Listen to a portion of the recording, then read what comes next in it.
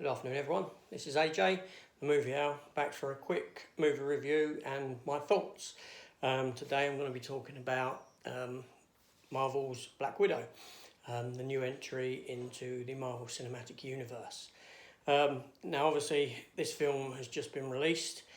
It was meant to be released a year or so ago, but due to our friend C-19, good old COVID, it got held back a considerable amount of time.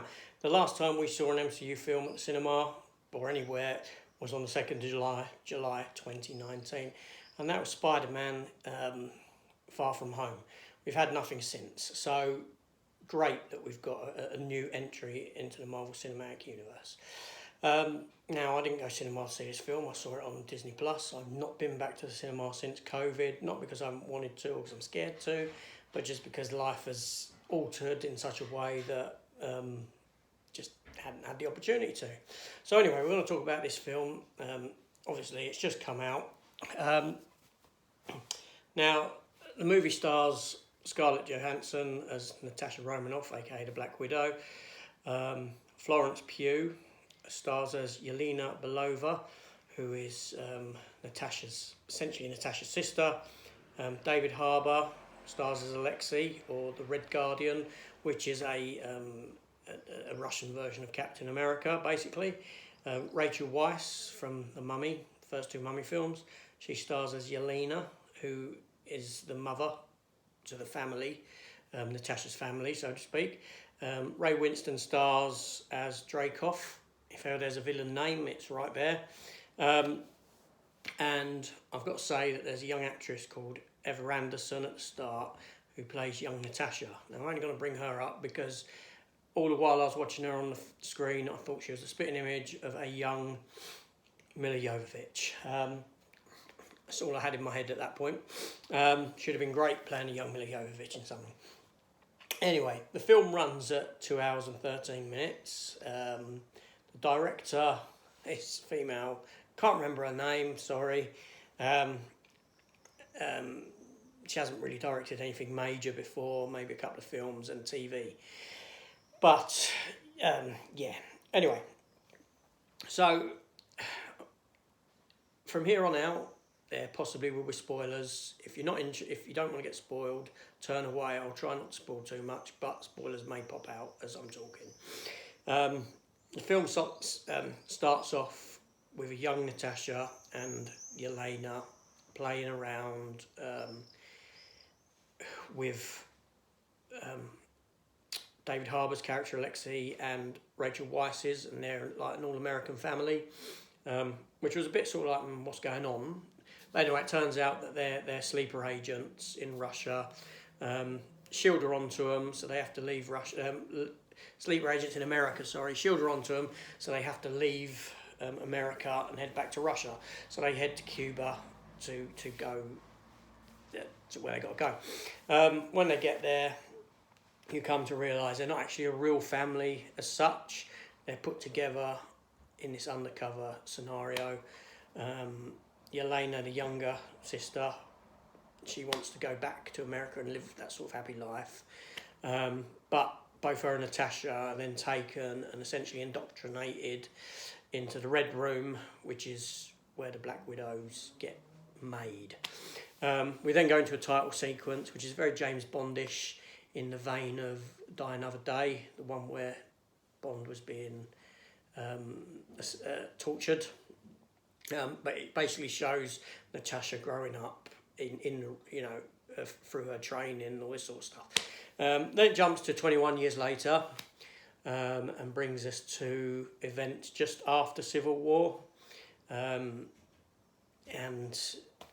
Natasha's being chased by Secretary Ross, General Ross, William Hurt's character, which is great to see him again because the more you see him, the more it brings the Incredible Hulk film into the fray, so to speak, in that it's the forgotten Marvel film.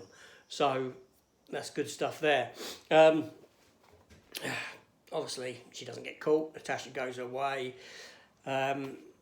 We jump to Yelena, who's at the Black Widow. She's hunting down another female, who turns out to be another form of black, another woman in the Red Room, but she's got these vials which, when released, the gas frees the minds of the Black Widows, the spies. Obviously, she gets together with Natasha. They team up, have a fight, like heroes always do when they meet up. Then they head off to, they find out that this gas, it releases these agents from their mind control, because they're now being mind controlled via a substance, as opposed to a sort of indoctrinating brainwashing, so to speak, like what Natasha would have been. She wouldn't have had any chemicals or anything to make her the way she is. Anyway, so obviously, like I said, Ray Winstone's character's the main villain in the piece. He's the one who's sort of heading the Red Room, so to speak. Taskmaster comes into it, who's great in the comics. Taskmaster is a villain who's able to copy anyone's combat style, essentially, view them, what they do, and pretty much copy them move for move. So, good character.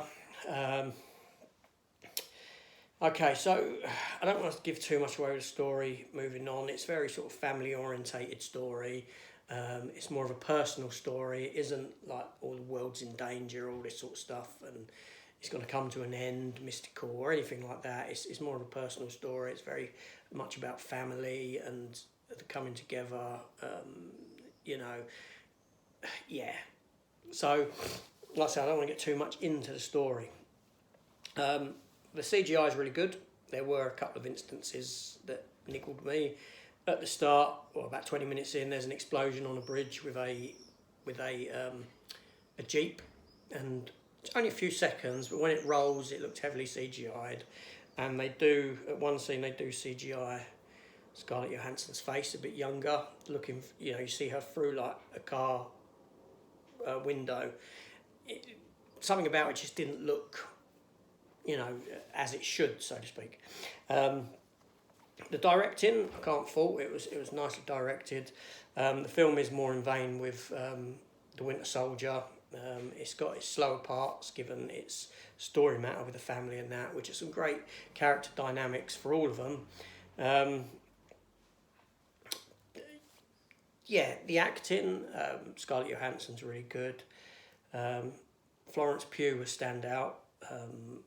She immediately I took to her character, and I'd like to see her a lot more in the MCU going forward. As the new Black Widow, that'd be great. David Harbour, he's very much sort of like the humour within the film. So some of that, I don't know, I'd have to get used to. There you go. Ray Winstone was very good. Very good. He stood out. Rachel Weisz was, again, she was good in it. And so the acting's good. There's some great action scenes. There's a good chase at the beginning through Budapest with an armoured truck type thing, military truck. That was very good.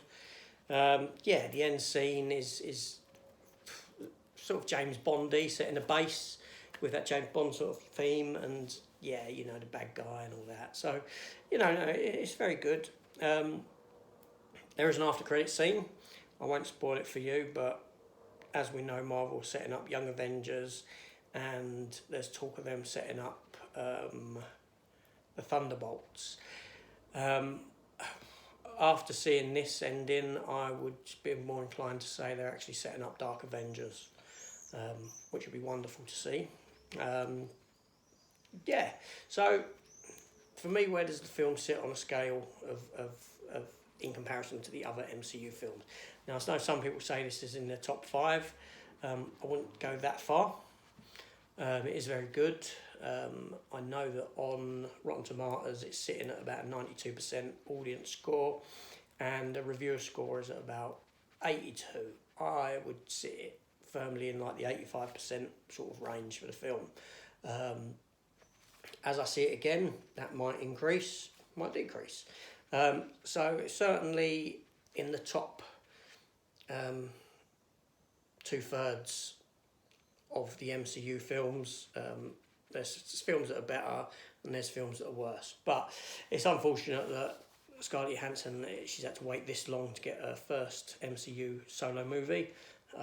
Marvel should have done it a long time ago, but I don't think they had any faith in female characters at the time. Given what happened historically with female characters, like Barbed Wire, Catwoman, those sort of movies, Supergirl, that sort of put a dampener on creating a strong female character headline in the movie. DC obviously got in there first with Wonder Woman, and it proved worthy for them. So yeah, that is unfortunate. As the start of Phase 4, they could have come with something better. In that, I'm not knocking the film, I'm just saying that Phase 4 could have started with something stronger, letting us in, because obviously this film is set in the past. But they're just niggles that I've got. Now, usually I would watch a film and sit on it for a while before I discuss it. So I will be watching it again on Sunday night. That's the plan. Take it more in, and I always do it in Marvel films, so hopefully, it'll go up in my estimation. It's a good film, don't get me wrong, it is a good film, it's a lot of fun, it's enjoyable, it made me smile, great to see Marvel back where they should be. But yeah, so what are your thoughts on the film? Did you like it, didn't you like it, have you seen it, haven't you seen it? I hope I didn't spoil too much for you. But yeah, so please consider subscribing, hitting the notification bell, giving me a thumbs up, all that stuff, and I'll get back to any comments that I've made. Yeah, so hopefully I'll see you in the next one, and if you haven't seen the film, you plan on watching it this weekend, hope you enjoy it, and that's it. Take care of yourselves, everyone. Goodbye.